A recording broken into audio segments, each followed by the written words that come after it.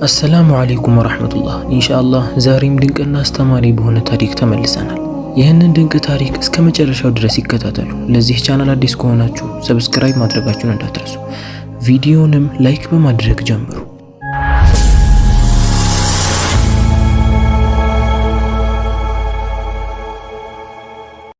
በትንሽዬ መንደር ውስጥ በመካከለኛ ኑሮ የሚኖሩ የሚዋደዱ ቤተሰቦች ነበሩ። እኒህ ባልና ሚስት ሁለት ሴት ልጆች አሏቸው። የመጀመሪያዋ ልጅ ሳራ ስትባል ሁለተኛዋ ደግሞ ሰልዋ ትባላለች። ሳራ እድሜዋ ከፍ ያለና ወጣት ነበረች። ሰልዋ ደግሞ ከሷ በ10 ዓመት የምታንስ ታናሽ እህቷ ናት። አባትና እናት ሁለት ልጆቻቸውን በጥሩ እንክብካቤ ነበር ያሳደጓቸው። ሳራም ብትሆን ታናሽ እህቷን ሰልዋን በጣም ትወዳታለች። ትምህርት ቤት ከመሄዷ በፊት ማሟላት ያለባትን ነገር ሁሉ እያሟላችላት፣ ትምህርቷንም እያስጠናቻት ትንከባከባት ነበር። በዚህም ሁኔታ ላይ ሳሉ አንድ ቀን አንድ መልካም ወጣት ሳራን ማግባት ፈልጎ ቤተሰቦቿን ለማስፈቀድ ይመጣል። የሳራ እናትና አባት የመጣውን ወጣት ባህሪውንና ስነ ምግባሩን ስለሚያውቁ በጣም ደስተኛ ነበሩ። እቤቱ በደስታ ተሞላ። ሳራም ፈቃደኛ ነበረች። ወጣቱ ፋሪስ ቤተሰቦቹም ሳራም ጭምር ፈቃደኛ እንደሆኑ ሲያውቅ በጣም ደስተኛ ሆነ። ጊዜም አላባከነም ነበር። ወዲያውኑ ነበር ከሳራ ጋር ኒካህ ያሰረው። ሳራንም ካገባት በኋላ ለስራው አመቺ እንዲሆን ሳራን ራቅ ወዳለ መንደር ይዟት ይሄዳል። እዛም ሄደው በደስታ መኖር ጀመሩ። በመካከላቸው መከባበር አለ፣ አይጣሉ። እሷም ማድረግ ያለባትን ነገር በአግባቡ ታደርጋለች፣ እሱም እንደዛው። ፋሪስ ሳራን በጣም ይወዳት ስለነበር የምትፈልገውን ነገር ሁሉ ምንም ሳያጓድል ያደርግላት ነበር። በውዴታቸውም ከዓመታት በላይ ማሳለፍ ቻሉ። ሁለት የሚያማምሩ ልጆችንም ወለዱ። በሌላ በኩል ዓመትን እየተካ ሲመጣ የሳራ ታናሽ እህትም ሰልዋ እያደገች ትመጣለች። እድሜዋ ከፍ እያለና መልኳ እየጨመረ ውብ ወጣት እየሆነች ትመጣለች። የእህቷን ሳራ ቦታ ተክታ ቤተሰቦቿን ትንከባከባለች። ከሪም የሚባል በሷ እድሜ ተቀራራቢ ያለ ጎረቤት አላት። ከሪም በጣም ይወዳታል፣ እሷም እንደዛው። ሁለቱም አድገው መች እንደሚጋቡ ነበር ይጠባበቁ የነበረው። ሰልዋ ሁል ጊዜ ወደ ከሪም እናት ቤት ጣፋጭ ፍራፍሬዎችን ይዛ ትዘየራቸው ነበር። እናት ሰልዋን በጣም ትወዳታለች። እቤት ሲደብራት ወደ እሷ ጋር እየሄደች ብዙ ታወራ ነበር። የማይቀርና የማይደርስ ነገር የለምና የምትወደው ከሪም እሷን ለማጨት ቤተሰቦቿ ጋር ይመጣል። ሰልዋ እንዲሁም ቤተሰቦቿም በጣም ደስተኛ ነበሩ። ከልጅነቷ ጀምሮ የምትመኘውን ሰው ልታገባ በመሆኑ በጣም ደስተኛ ሆናለች። ሳራም ደወለች እያለቀሰችም እህቴ ልታገባ በመሆኑ በጣም ደስ ብሎኛል፣ ካጠገባችሁ ሆኜ ደስታችሁን ብጋራ ምንኛ ደስ ባለኛለች። እናት ግን ለሰርጓ እንኳን መምጣት አለብሽ፣ መቅረት የለብሽም ትላታለች። ሳራም ሩቅ ስለሆንኩኝ እንጂ አሁንም መጣ ነበር፣ ለማንኛውም ኢንሻአላህ አልቀርም ትላታለች። ከዛም ሳራ ከእህቷ ጋር ማውራት ጀመረች። የሷን ህይወት ልትቀላቀል በመሆኑ በጣም ደስተኛ ሆናለች። ለባሏ ፋሪስም ስትነግረው በጣም ደስተኛ ሆነ። ሄደው እንደሚዘይሯቸው ይነግራታል። ከተወሰኑ ቀናት በኋላም ኃይለኛ ዝናብ መዝነብ ይጀምራል። ሰዓቱ ፋሪስ ከስራ የሚወጣበት ሰዓት ነበር። ሳራ ቁጭ ብላ ፋሪስን መጠባበቅ ጀመረች፣ ልጆቹም እንደዛው። ነገር ግን ፋሪስ ሳይመጣ ይቆያል። ሳራ ባሏ ያለ ወትሮ መቆየቱን ስታውቅ በጣም ተጨነቀች። ምን ሆኖ ነው? ምን አጋጥሞት ነው ብላ ፈራች። ዝናቡ በኃይለኛ እየዘነበ ነው። ሳራ ደግሞ ደጅ ላይ ቁጭ ብላ ተክዛለች። ልጆች ከውስጥ ቁጭ ብለው እየጠበቁ ነው። ሰዓቱ ሳያስቡት ይረፍዳል። የልጆቹ መተኛ ሰዓት አልፎ ስለነበር ሳራ ወደ ውስጥ ትገባና ልጆቿን ታስተኛቸዋለች። እናንተ ተኙ፣ እኔ አባታችሁን እጠብቀዋለሁ፣ ሲመጣ ከፈለጋችሁ ቀሰቅሳችኋለሁ ትላቸውና ልጆቿን አባብላ ታስተኛቸዋለች። ከዛም ሳራ በዛ ኃይለኛ ዝናብ ዣንጥላን ይዛ እሱን ፍለጋ ትወጣለች። ውስጧ ጥሩ ስሜት እየተሰማት አልነበረም። ዝናቡ በጣም ኃይለኛ ነበር። ዝናብ ብቻ ሳይሆን ኃይለኛም ንፋስ ነበር። ትንሽ እንደተጓዘችም ሳራ ሳታስበው ጭቃ ትረግጥና አንሸራቶ መሬት ላይ ይጥላታል። የደረሰባት ጉዳት ቀላል የሚባል አልነበረም። ልብሷ ረጥቦ ዝናብም እየዘነበባት ስለነበር ከወደቀችበት መነሳት ያቀታታል። ራሷንም ስታ ዝናብ እየዘነበባት እዛው እንደወደቀች ትቀራለች። በዛ ዝናብ የወጣ አንድ ሰው እንኳን አልነበረም እሷን አይቶ አዝኖ ሊያነሳላት። በቀጣዩ ቀንም ፋሪስ ከስራ ወጥቶ ወደ ቤት መመለስ ይጀምራል። አዳር ሙሉ ስራ ስለነበረበት እዛ ነበር የዋለው። ለሚስቱ ሳይነግራት በመውጣቱ በጣም አዝኗል። ሚስትና ልጆቹን ለማግኘትም በጣም ቸኩሏል። በጠዋቱም ነበር ወደ ቤት የተመለሰው። ወደ ቤት ሲገባ ግን 3 ልጆቹ አንድ ላይ ተኝተው ነበር። ልጆቹም አባታቸውን ሲያዩ ተነሱ። አባትም ግራ በመጋባት እናታቸው የት ሄዳ ነው ብሎ ይጠይቃቸዋል። ልጆቹም እኛ አናውቅም፣ ትላንትና እኮ እኛን አስተኝታን አንተን ፍለጋ በዝናብ ወጥታ ነበር፣ ከዛ በኋላ አልተመለሰችም ይሉታል። ፋሪስም ይህን ሲሰማ በጣም ደነገጠ። ወዲያውኑ ከቤት ወጥቶ ሚስቱን ለመፈለግ ወሰነ። በየቦታው እየተዘዋወረ ሚስቱን መፈለግ ጀመረ። ነገር ግን ሊያገኛት አልቻለም። በየመንደሩ እየገባ ሳራን አይታችኋታልን እያለ ይጠይቃል። ነገር ግን አንዳቸውም አየን የሚል ጠፋ። ጭራሽ አንዳንድ ሰዎች ትላንትና እኮ የዘነበው ዝናብ ኃይለኛ ስለነበር አንድ ሴት ኃይለኛ ጎርፍ ይዟት ሄዷል፣ ምናልባት ሳራ ልትሆን ትችላለች አሉት። ፋሪስ ይህንን ሲሰማ በጣም አዘነ። በጣም ማልቀስ ጀመረ። የመንደሩ ሰዎች ሁሉ የሚሰጡት መልስ ተመሳሳይ ሆነበት። ምናልባት በዝናብ ከወጣችማ ጎርፍ ወስዷት ሊሆን ይችላል፣ ጎርፍ ወስዷት ከሆነማ አትተርፍም፣ ሞታ ሊሆን ይችላል እያሉ ባሏ ፋሪስ ተስፋ እንዲቆርጥ ያደርጉት ጀመር። ቃሲም ሚስቱን እየፈለገ ሳምንታት አለፉ። ነገር ግን ሊያገኛት አልቻለም። በስተመጨረሻም በመንደሩ ሰዎች ዘንድ ሳራ ሞታለች ተብሎ ታወጀ። ይህም አሳዛኝ መርዶ ለሳራ እናትና አባት ለምትወዳት እህቷ ሰልዋ ይደርሳል። እቤቱ በሐዘን ተሞላ። በጣም አዘኑ። በጣም ማልቀስ ጀመሩ። በተለይ እህቷ ሰልዋ በጣም ተወዳት ነበር። ከመችመች መታ ባገኘኋት እያለች እየናፈቀች ስትጠብቃት የነበረው እህቷ ሞተች ሲባል በጣም አዘነች። ቁጭ ብላ ማልቀስም ጀመረች። በዚህም ወራቶች እያለፉ ይመጣሉ። እስካሁን ድረስ ግን በለቅሶ ምክንያት ሰልዋ አላገባችም ነበር። እንደውም ወደ እህቷ ቤት እየሄደች ያላትን 3 ልጆቿን ትንከባከባቸው ነበር። እንደ ልጇ እያየቻቸው የሚፈልጉትን ነገር ታደርግላቸዋለች። የእናታቸውን መሞት ሐዘን ለማስረሳት እያጫወተች ከነሱ ጋር እየዋለች የሚወዱትን ምግብ እየሰራችላቸው ታጫውታቸውና ታስረሳቸው ነበር። ፋሪስ ግራ እየገባው ይመጣል። ምን ማድረግ እንዳለበትም አያውቅም። የሚስቱ እህት ሰልዋ መታ ለልጆቹ ምግብ እስካልሰራች ድረስ እሱ ለብቻው የሚያደርገው ነገር የለም። ስራ ቦታ ስለሚውልም ለልጆቹ ጊዜ የለውም። በዚህ በጣም እየተጨነቀ ይመጣል። በስተመጨረሻም ግን አንድ ሐሳብ ይመጣለታል። ወደ ሰልዋ ቤተሰቦች ጋርም ይሄዳል። ሰላምታን አቅርቦ ከነሱ ጋር ትንሽ ካወጋ በኋላ እንዲህ ይላቸዋል።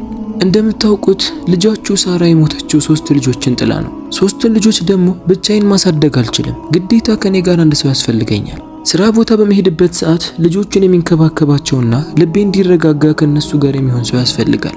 ለዚህም የመጣልኝ ሐሳብ ሰልዋ ወደ ልጆቹ በጣም ቅርብ ስለሆነች በጣም ስለምትወዳቸው እነሱም ስለሚወዷት እሷን ላገባት ነው የምፈልገው። አውቃለሁ ልታገባ እንደተዘጋጀች፣ ነገር ግን ለልጆቹ ስትል ቢያንስ የኔ ይቅርና ለልጆቹ እንኳን በጥሩ እንክብካቤ ማደግ አለባቸው። ለዛ ብዬ ነው ይህንን ሐሳብ ያቀረብኩት ይላቸዋል።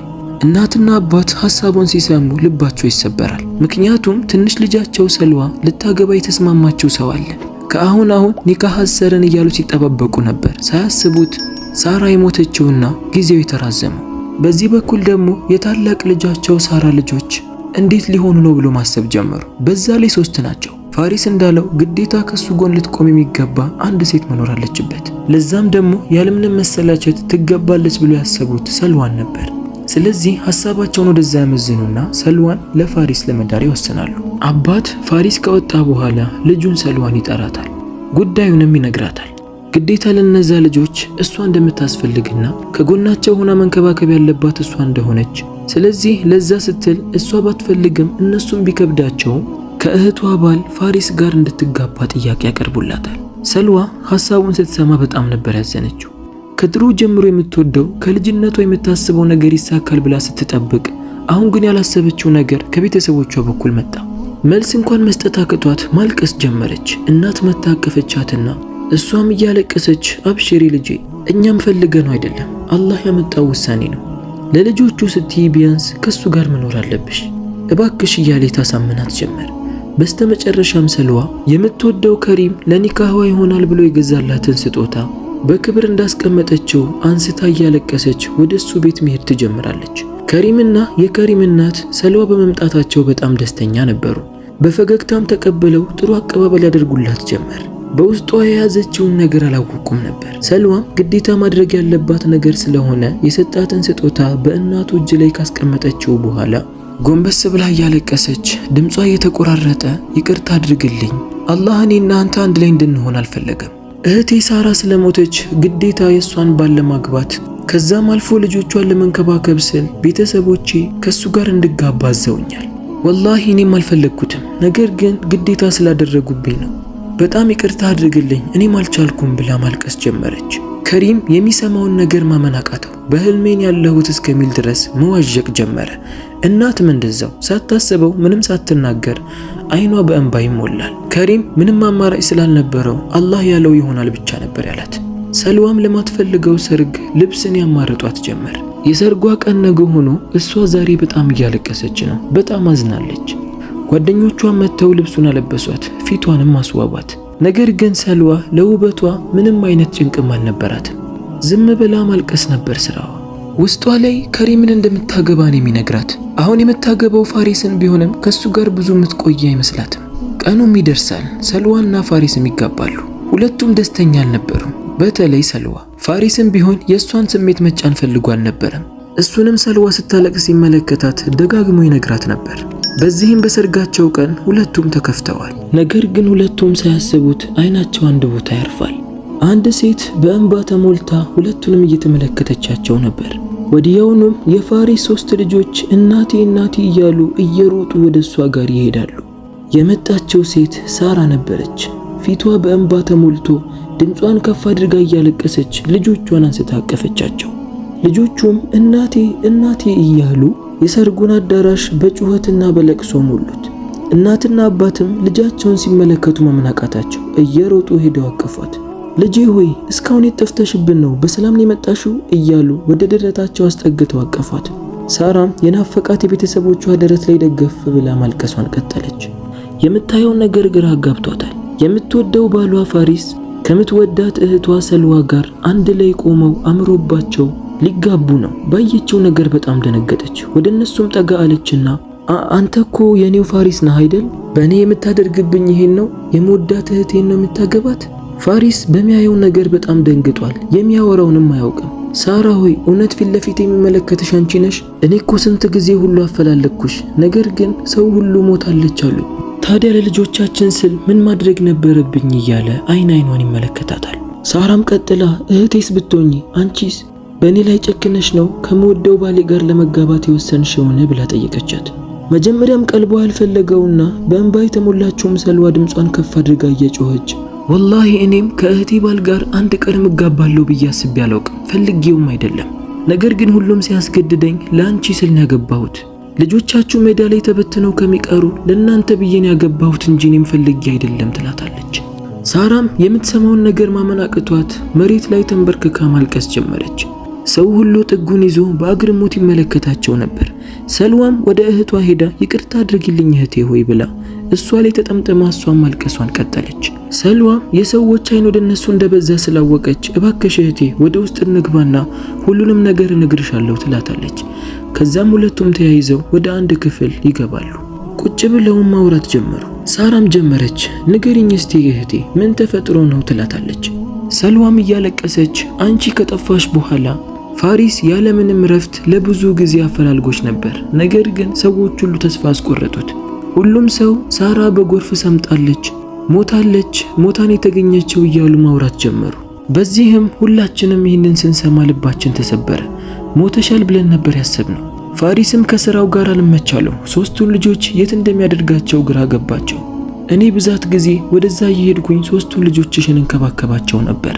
አንዳንድ ጊዜ ግን ሳይመቸኝ በመቀርበት ሰዓት ፋሪስ በጣም ይጨነቃል። ለዚህም እሱም እየከበደውም ቢሆን ወደ ቤተሰቦቼ ጋር መጥቶ እኔን ማግባት እንደሚፈልግ ይነግራቸዋል። እነሱም እየከበዳቸውም ቢሆን እሺ እንድል አሳመኑኝ። ለልጆቹ ስል ለአንቺ ስል የኔ ህይወት ይበላሽ ብዬ ልጆቹን ለመንከባከብ ወሰንኩኝ። በመሃል በሰርጋችን ቀን ይሄው አንቺው መጣሽ፣ አልহামዱሊላህ። ነገር ግን እስቲ አንቺም ታሪክሽን ንገሪኝ። እስካሁን ድረስ የት ጠፍተሽ ነው? ለምንስ ይሄ ሁሉ ቆየሽ? እንዴትስ አንድ ቀን እንኳን ወደዚህ አትመጪም ብላ ትጠይቃታለች። በተራዋም ታላቋ ሳራ ቀጠለች። እኔ በዛን ቀን ልጆቼን አስተኝቼ ፋሪስን ፍለጋ ወጣሁ። ዝናቡና ነፋሱ በጣም ኃይለኛ ነበር። የሆነ ቦታ ላይ ጭቃ ያደናፍቀኝና መሬት ላይ ወድቃለሁ። በሰዓቱ ስወድቅ ጭንቅላቴን ድንጋይ አግኝቶኝ ስለነበር ሙሉ ለሙሉ ራሴን ስቼ ነበር የወደቅኩት። ነገር ግን በመንገድ ላይ አላህ ምስጋና ይገባውና 2 አዛውንት ባልና ሚስቶች በጋሪ ላይ ተሳፍረው በዛ በኩል እያለፉ ነበር። እኔን ሲያዩኝ ዝም ብሎ አላለፉኝም። ራሴን እንደሳትኩ ስላወቅኩኝ በራሳቸው ፈረስ ላይ ከጫኑኝ በኋላ ወደ ራሳቸው መንደር ይዘውኝ ይሄዳሉ። መንደሩ ደግሞ በጣም ሩቅ ነበር። በጣም ዝናብ መጥቶኝ ስለነበር ራሴን እስክነቃ ድረስ ብዙ ተንከባከቡኝ። ከቀናት በኋላም ነቃሁ። ነገር ግን ስነቃ ምንም የማውቀው ነገር አልነበረም። ስሜን እንኳን ሲጠይቁኝ አላውቅም። የማውቀው ነገር ቢሆን እዛ አጠገቤ ሆኖ የሚንከባከቡኝ እነዛ መልካም እናትና አባትን ነበር። እነሱም አልተጫኑኝም፣ እንደ ልጅ ያሳደጉኝ ጀመር። ከወራት በኋላም ኃይለኛ ዝናብ ይዘንባል። እኔም ደጅ ላይ ቁጭ ብዬ ዝናቡን እየተመለከትኩት ነበር። ወዲያውኑ ጭንቅላቴ ላይ የሆነ ነገር ይመላለስብኝ ነበር። ያኔ ዣንጥላ ይዤ መንገድ ላይ ሲሄድ ዝናብ ሲያበሰብሰኝ፣ ልጆች እያለቀሱ ሳስተኛቸው፣ በቃ ቀስ በቀስ ሁሉም ነገር እያስተዋልኩኝ እንዲሁም እያስታወስኩኝ መጣሁ። ሳራ እንደሆንኩኝ 3 ልጆች እንዳሉኝ ባሌን ፍለጋ እንደወጣው መሬት ላይ እንደወደቅኩ አስታወስኩኝ። እንዳስታወስኩኝም ጊዜ አላጠፋውም። ወዲያውኑ ነበር ወደዚህ የመጣሁት። ስመጣ ባየሁት ነገር በጣም ደንግጬ ነበር። ራሴን ስቼ በቀረው ምን አለ ባልመጣሁም ብዬ ነበር። ነገር ግን ጠጋ ብዬ ማረጋገጤ አንቺን እህቴን መጠየቄ ለኸይር ሆኖልኛል ትላታለች። ሰልዋም የሳራን ታሪክ ስትሰማ አልሐምዱሊላህ በህይወት መኖርሽ ራሱ ትልቅ ነገር ነው፣ ድጋሚ በዚህ መልኩ በመገናኘታችን በጣም ደስ ብሎኛል ትላትና ሄዳ ትጠመጠምባታለች። ለረጅም ሰዓትም ተቃቅፈው ማልቀስ ጀመሩ። ሰልዋም እኔ ከመጀመሪያውም ይህንን ጋብቻ አልፈለግኩትም፣ ውስጤ ሞታለች እያለኝም ቢሆን ነገር ግን እህቴ ብታየኝስ እንዴት እህቴን እክዳለሁ፣ እንዴት እንደዚህ ያደርጋሉ የሚለው ነገር ውስጤ ላይ ይመላለስ ነበር አለቻት። በቀጣዩ ቀንም ሁሉም በተሰባሰበበት ፋሪስ ይቆምና እኔ ለሰልዋ አልገባም፣ አላህ የልቧን ስለሚያውቅ ከምትወደው ሰው ጋር እንድትጋባ ፈቅዶላታል። እኔም የሚወዳትን የልጆቼን እናት በማግኘቴ በጣም ደስተኛ ሆኛለሁ፣ ይቅርታ አድርጉልኝ ይላቸዋል። ሰልዋን በዚህ በጣም ደስተኛ ነበረች። ጊዜ ማጥፋት አልፈለገችም። ወደ ከሪም ጋርም ለመሄድ ወሰነች። የሰልዋ ቤተሰቦችም ራሳቸው ነበሩ ወደ ከሪም ቤተሰቦች ጋር የሄዱት። ከሪምና እናቱ አሁንም ድረስ በጣም አዝነው ነበር። የሰልዋ እናትና አባትን በፈገግታ ወደ እነሱ እየተመለከቱ ወደዚህ የመጣ ነው ልጃችሁን ለልጃችን ብለን ነው፣ አላህ ስላልፈቀደው አልሆነም፣ ስለዚህ ሰልዋ ከሪምን ማግባት ትችላለች ይላሉ። በዚህም በጣም ደስተኛ ሆኑ። ከሪምም ድጋሚ የሆነ ነገር እንዳይፈጠር ብሎ በማሰብ በቀጣዩ ቀን ነበር ሰርጋቸውን ያደረገው። ወደ ሰልዋም እየተመለከተ እንዴት ነው ከልጅነቴ ጀምሮ ስመኘው የነበረውን ነገር በአንዴ ስታከሽፊብኝ ዝም ብዬ መቀመጥ ይመስልሻል እንዴ? አያድርገውና ብታገቢ ኖሮ ራሱ እኔ ሌላን ሴት አላገባም ነበር። አላህ የውስጤን ስለሚያውቅ ወደ አንቺው መለሰኝ አልሐምዱሊላህ እያለ በፈገግታ ያቅፋታል። ሳራም ወደ ባሏ ቤት ተመለሰች። እንደገና የፍቅር ህይወታቸውንም ጀመሩ። ወዳጆቼ የዛሬ ድንቅ ታሪካችን ይህንን ይመስላል። ታሪኩ ከተመቻችሁ ሰብስክራይብ፣ ላይክ፣ ሼር ማድረጋችሁን እንዳትረሱ። ከየት ሆናችሁም እንደምትከታተሉን ኮሜንት ስራ አስቀምጡልን። በሌላ ታሪክ እስከምንገናኝ ድረስ ወሰላሙ አለይኩም ወራህመቱላሂ ወበረካቱ።